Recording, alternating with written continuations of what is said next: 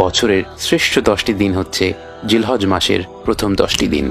জিলহজ মাসের প্রথম 10 দিনের যে কোনো আমলই আল্লাহর নিকট অত্যন্ত পছন্দনীয় এবং প্রত্যেকটি মুসলিম ব্যক্তিরই অবশ্যই এই সময়ে যত বেশি ইবাদত করা সম্ভব করা উচিত।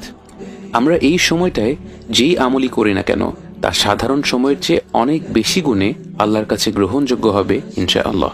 সাধারণ আমল বেশি বেশি করার পাশাপাশি জিলহজ মাসে কয়েকটি আমলের দিকে আমাদের বিশেষ নজর দেওয়া উচিত।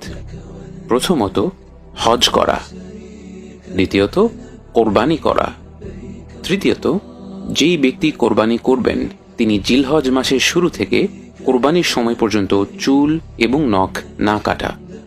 4 নম্বর পয়েন্ট, বেশি বেশি করে জিকির করা, বিশেষ করে জিলহজ মাসের শুরু থেকে কোরবানির 3 দিন পর পর্যন্ত তাকবীর, তাহলিল এবং তাহমিদ পাঠ করা।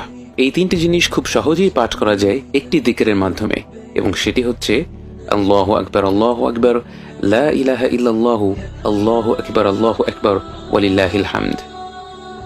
5 নম্বর, রোজা রাখা। জিলহজ মাসের প্রথম 9 দিনই চাইলে রোজা রাখা যায়, কারণ এই সময়টায় রোজা রাখার বিশেষ গুরুত্ব রয়েছে। কিন্তু সেটা যদি কারোর জন্য কষ্টকর হয়ে যায় তাহলে অবশ্যই আমাদের উচিত হবে অন্তত আরাফাতের দিনে রোজা রাখা, কারণ রাসূল সাল্লাল্লাহু আলাইহি ওয়াসাল্লাম বলেছেন এই দিনে রোজা রাখার মাধ্যমে আগের এবং পরের বছরের সকল গুনাহ মাফ হয়ে যায়। এটা সত্যি চমৎকার একটি সুযোগ। পরিশেষে শ্রেষ্ঠ এই 10টি দিনে আমরা আল্লাহর কাছে অনেক বেশি দোয়া করব এবং বেশি বেশি করে ইস্তিগফার করব, যেন এই 10 দিনের ইবাদত আল্লাহর নৈকট্য লাভের কারণ হয়ে যেতে পারে। আল্লাহ আমাদের সবাইকে এই 10 দিনকে কাজে লাগানোর তৌফিক দান করুন, আমিন।